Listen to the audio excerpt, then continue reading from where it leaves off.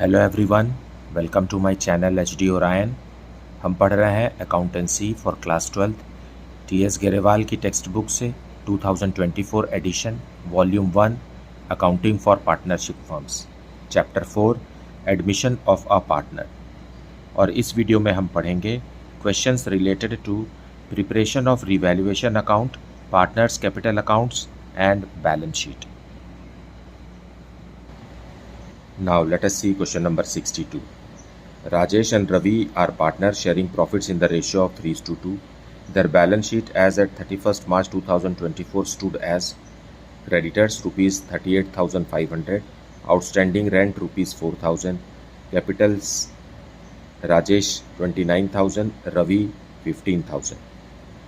On the asset side, cash rupees 2,000, stock rupees 15,000, prepaid insurance rupees 1,500, debtors rupees 9,400 less provision for bad and doubtful debts rupees 400.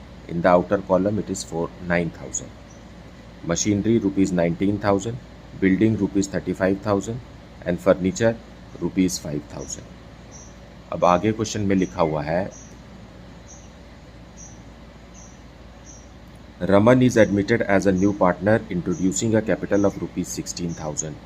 The new profit sharing ratio is decided as 5:3:2.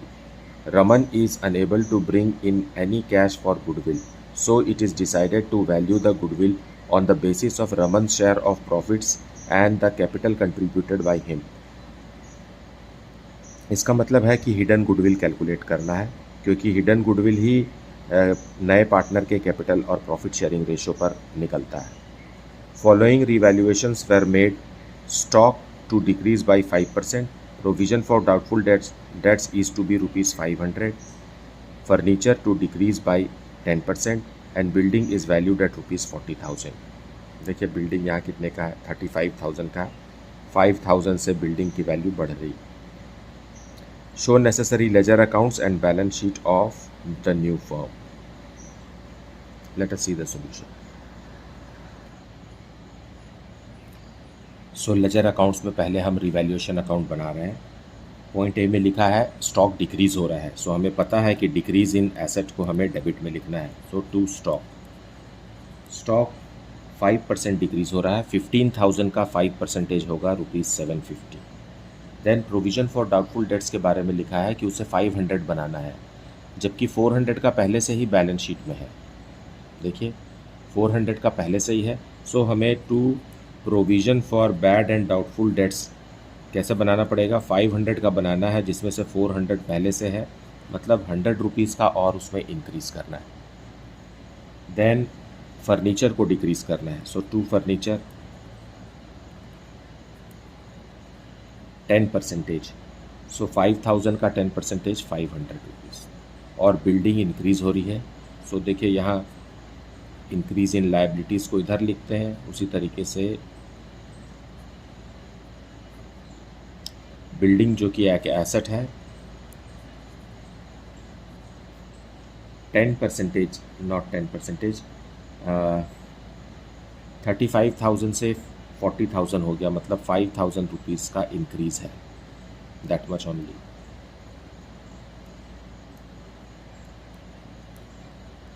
तो यहाँ एक credit balance आएगा rupees 3,650 का। This is profit on revaluation of assets and liabilities. इसे हम old partners को old ratio में देंगे और राजेश और रवि को।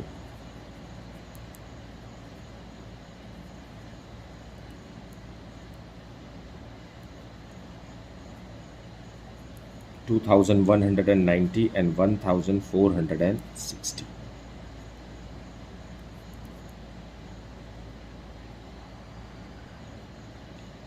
अब हम न्यू प्रॉफिट शेयरिंग रेशियो का यूज़ करके सैक्रिफाइसिंग रेशियो कैलकुलेट करते हैं for the treatment of goodwill. So Rajesh और रवि दो पार्टनर हैं।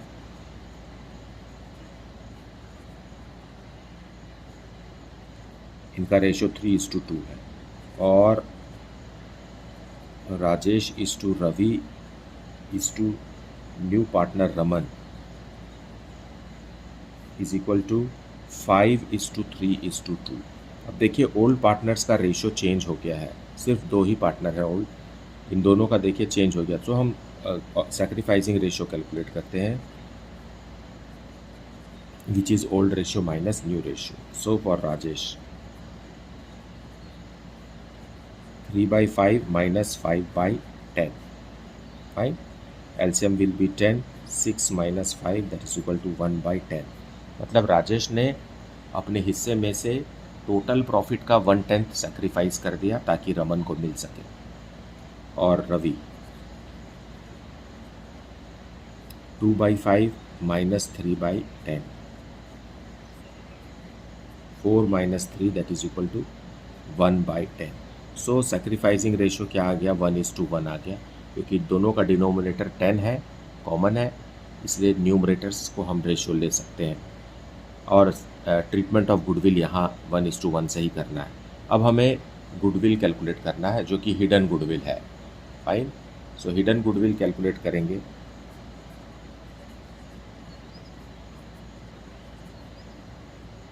हिडन गुडविल में हमें capital based on new partners share, right? Total capital of the firm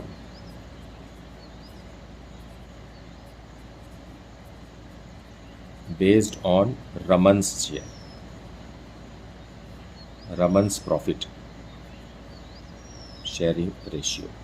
okay, Raman का प्रॉफिट शेयरिंग रेशियो कितना है, देखिए यहाँ 2/10 है, 2/10 उसका पोर्शन है, देयरफॉर टोटल कैपिटल कितना होना चाहिए था, और रमन कितना लेकर आ रहा है, Raman is bringing ₹16,000 as is portion of capital. 16,000 का रेसिप्रोकल कर दीजिए, मतलब रमन शेयर को रेसिप्रोकल कर दीजिए, 2/10 को 10/2 बना दीजिए, यह आ जाएगा 5 टाइम्स. सो 16 5 कितना होता है, 80,000. सो 80,000 रुपीज़ का कैपिटल फर्म का होना चाहिए था based on new partners portion of profit, है ना. अब एक्चुअल कैपिटल कितना है, एक्चुअल कैपिटल या इसी को हम कैपिटल एम्प्लॉयड भी बोल सकते हैं, वो कितना है, देखिए राजेश का कैपिटल है 29,000 का जो कि बैलेंस शीट में दिया है, रवि का कैपिटल है 15,000 का, और अभी रमन ने भी अपना 16,000 रुपीज़ का कैपिटल लाया है. फाइन. अब यहाँ एडजस्टेड कैपिटल के बारे में बात होती है, तो क्योंकि रिवैल्यूएशन अकाउंट में प्रॉफिट हुआ है इसलिए हम प्रॉफिट ऑन रिवैल्यूएशन को भी हम यहाँ ऐड करेंगे. सो प्रॉफिट ऑन रिवैल्यूएशन कितना है, 3,650 है. फाइन. ये इसलिए ज़रूरी है क्योंकि रिवैल्यूएशन का जो प्रॉफिट है वो पार्टनर्स कैपिटल अकाउंट में ही ट्रांसफ़र हुआ है. फाइन. सो ये जो है कैपिटल ओल्ड पार्टनर्स का, उसमें ये ऐड हो रहा है प्रॉफिट. सो इस तरीके से इसको ऐड करने से जो अमाउंट आता है वो है 63,650. इन दोनों का डिफरेंस को ही हम हिडन गुडविल कहेंगे.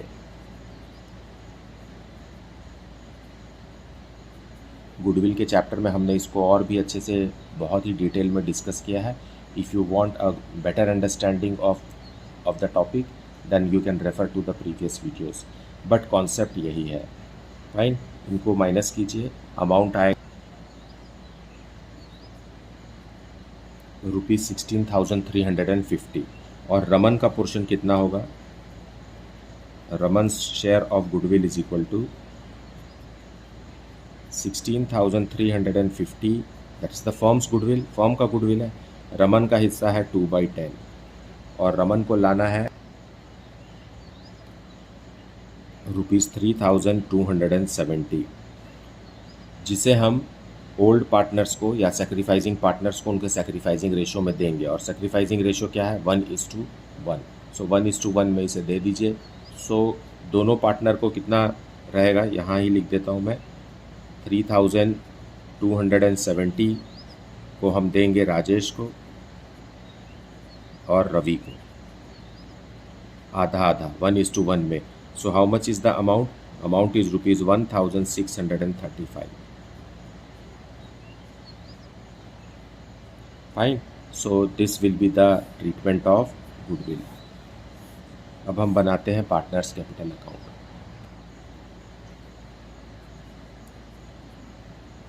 सो बाय बैलेंस ब्रॉट डाउन, जो कि बैलेंस शीट में दिया है 29,000 रुपीज़ एंड 15,000 रुपीज़।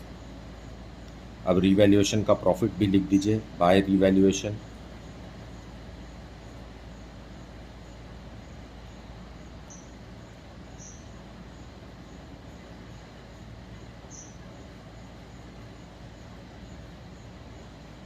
अब by bank capital brought by new partner Raman.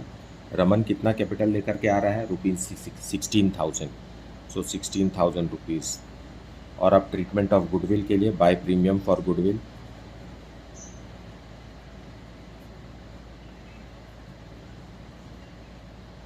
इनके सैक्रिफाइसिंग रेशो में, सैक्रिफाइसिंग रेशो क्या है? 1:1 और 1,635 each.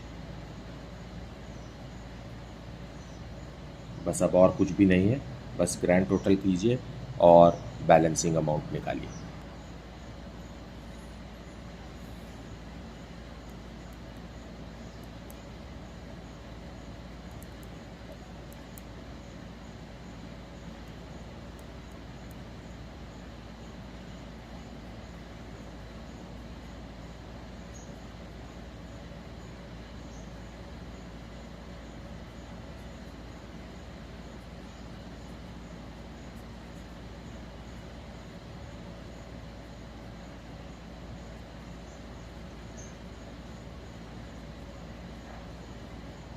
Okay, so new capital balances निकल गया है। अब इसी को यूज़ करते हुए हम क्लोजिंग या new balance sheet of the firm बनाएंगे। So let us see the balance sheet.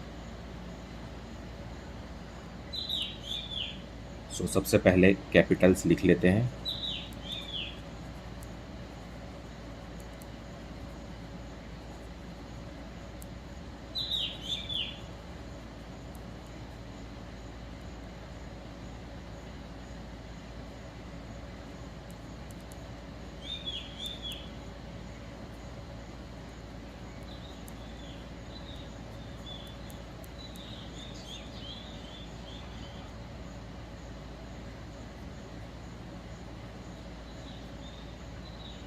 फिर है creditors,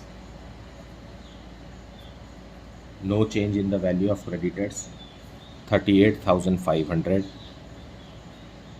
outstanding rent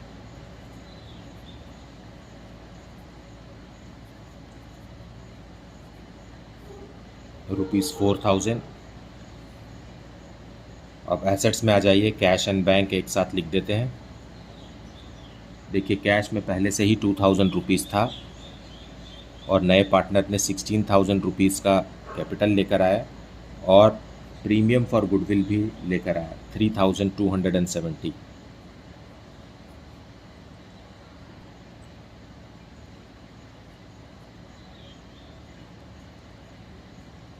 then stock 5% reduce हो गया है, सो 14,250। और प्रीपेड इंश्योरेंस सेम है,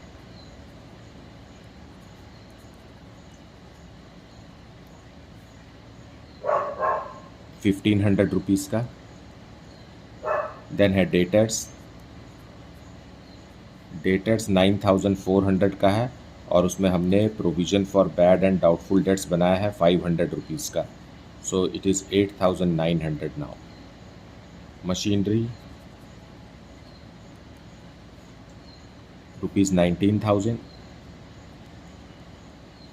बिल्डिंग 5,000 से इंक्रीज होकर के 40,000 रुपीज़ का हो गया है। और फर्नीचर में भी 10% डिक्रीज़ किया गया है, सो 5,000 से वो कम होकर के हो गया 4,500।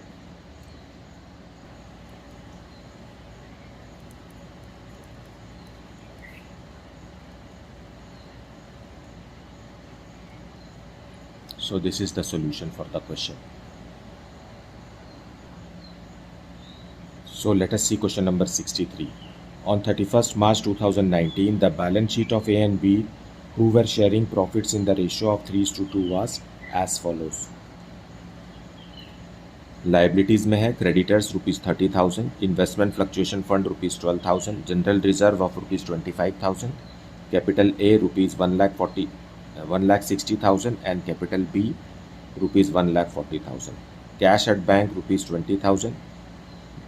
Debtors are of rupees 85,000 less provision for bad and doubtful debts 5,000. Outer column में rupees 80,000. Stocks rupees 1,30,000. Investment rupees 60,000 and furniture rupees 77,000. Grand total is 3,67,000. On 1st April 2019, they decided to admit C as a new partner for 1/5 share in the profits on the following terms. देखिए अब यहाँ सिर्फ C का portion 1/5 दिया है, इसका मतलब old ratio को ही हमें सैक्रिफाइसिंग रेशियो लेना है for the treatment of goodwill. Fine, आपको स्पेशल कैलकुलेट करने की ज़रूरत नहीं है. C brought rupees 1 lakh as his capital and rupees 50,000 as his share of premium for goodwill. Outstanding salaries of rupees 2,000 is to be provided for. The market value of investments was rupees 50,000. A debtor whose dues of rupees 18,000 were written off as bad debts paid rupees 12,000 in full settlement. Prepare revaluation account, partners capital accounts and balance sheet of the new firm. Now यहाँ इस point में देखिए, एक debtor है जिसे bad debts बना दिया गया था फर्म के द्वारा, मतलब उसे राइट ऑफ कर दिया गया था. उसने 12,000 रुपीज़ ला करके फर्म को दिया है. सो ये इंक्रीज़ इन कैश है. फाइन, लेकिन डिक्रीज़ इन डेटर नहीं है क्योंकि डेटर के लिस्ट से तो उसे पहले ही हटा दिया गया. Okay, now let us see the detailed explanation of this in the solution. So revaluation account for question number 63. देखिए आउटस्टैंडिंग सैलरी है, so there is increase in liabilities. So increase in liabilities को इधर लिखेंगे, to outstanding salaries.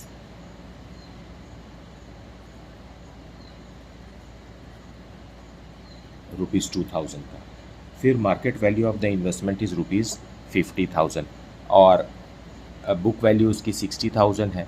अब market value 50,000 हो गया तो there is decrease in the value of investment by rupees 10,000. 10,000 से कम हो गया वैल्यू. लेकिन इसको एडजस्ट करने के लिए या इसको एब्जॉर्ब करने के लिए बैलेंस शीट में इन्वेस्टमेंट फ्लक्चुएशन फंड है 12,000 का. सो 10,000 का लॉस जो है वो आराम से 12,000 में एडजस्ट हो जाएगा. तो हमें इन्वेस्टमेंट का डिक्रीज़ इन वैल्यू को यहाँ लिखने की ज़रूरत नहीं है, वो इन्वेस्टमेंट रिज़र्व से, फ्लक्चुएशन रिज़र्व से मेकअप किया जाएगा. Okay, so we can ignore that information here. फिर है debtors whose dues of rupees 18,000 were written off as bad paid rupees 12,000 in full settlement. सो हमें कैश मिल रहा है. सो बाय डेटर्स, ये कौन, not bye debtors, by bank. Bank से, bank में हमारे पैसा आ रहा है, कितना रुपीज़ आ रहा है, 12,000 रुपीज़ आ रहा है. ये वो डेटर्स हैं जिनको फर्म ने राइट ऑफ कर दिया था, वो ऑल ऑफ अ सडन आकर के 12,000 रुपीज़ दिए. फाइन, सो यहाँ डेटर्स लिखने की ज़रूरत नहीं है. आप डेटर्स लिखेंगे तो ये गलत है क्योंकि डेटर्स से तो वो ऑलरेडी हटाया जा चुका है. Fine, so it is what journal entry. यहाँ क्या जर्नल एंट्री हो सकती है, bank account debited to bad debts recovered. So ये बैड डेट्स रिकवरी की एंट्री है जिसे हम रिवैल्यूएशन के माध्यम से कर रहे हैं. बस इतना ही इन्फॉर्मेशन है रिवैल्यूएशन से रिलेटेड और कुछ भी नहीं. सो हमें 10,000 रुपीज़ का गेन हो गया या प्रॉफिट ऑन रिवैल्यूएशन हो गया और इसे हम प्रॉफिट शेयरिंग रेशियो में देंगे पार्टनर्स को, ए और बी को.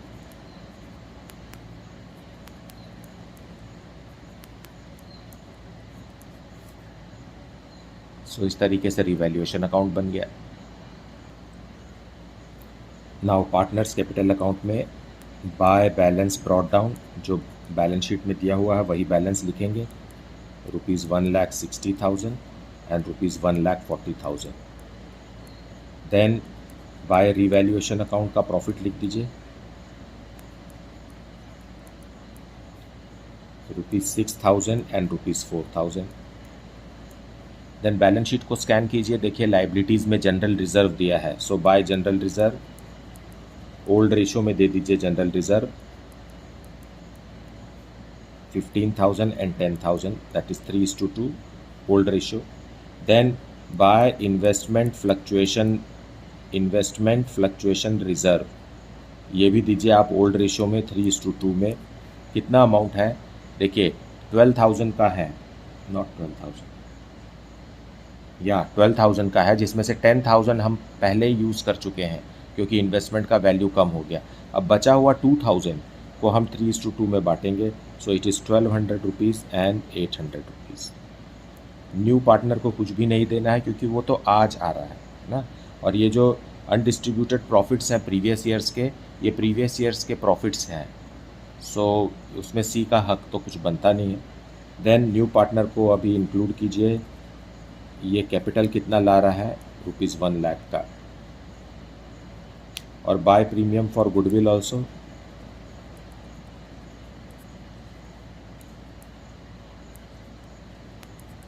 सेक्रीफाइसिंग रेशियो में which is 3:2। Fine, old ratio ही यहाँ सेक्रीफाइसिंग रेशियो है। और कितना 50,000 ला रहा है, सो 30,000 एंड 20,000, बस ख़त्म। It is very easy to prepare. Now grand total it, ये है 2,12,200 और यहाँ का ग्रैंड टोटल है 1,74,800 and 1 lakh rupees.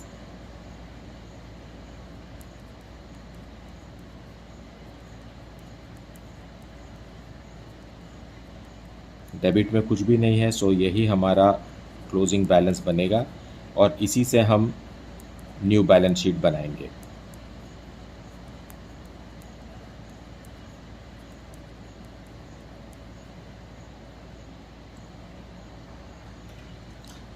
So balance sheet for question number 63 we will see. पहले कैपिटल लिख लेते हैं। Capitals of A B C, जो न्यू कैपिटल अभी हमने निकाला है वही लिखना है क्योंकि ऑल क्रेडिट बैलेंसेस को हमें लायबिलिटीज़ में लिखना है।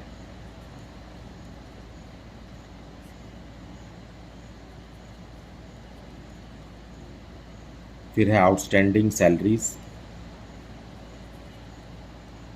2,000 रुपीज़ का, ये एक नया लायबिलिटी है जो ऐड हुआ है। क्रेडिटर्स भी हैं एज इट इज़ 30,000 रुपीज़, बस इतना ही है लायबिलिटीज़ में। और एसेट्स में दिया हुआ है कैश और बैंक, कैश और बैंक। इसमें क्या आएगा, इसमें 20,000 रुपीज़ का पहले से ही कैश एट बैंक है, plus 1 lakh rupees partner C जो नया है वो कैपिटल लेकर आया, प्लस 50,000 रुपीज़ का प्रीमियम फॉर गुडविल लेकर आया, प्लस 12,000 रुपीज़ का बैड डेट्स रिकवर्ड है। सो इतना सब ऐड करने से आएगा ₹1,82,000।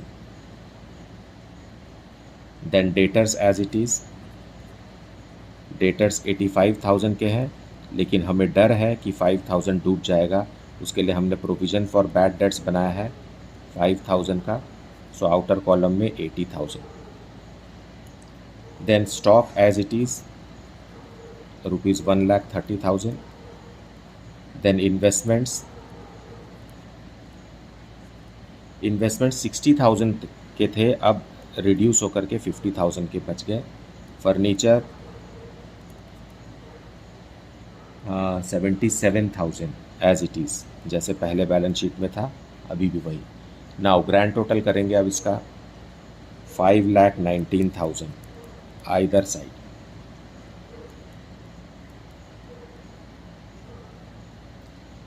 सो this is how the question is to be solve.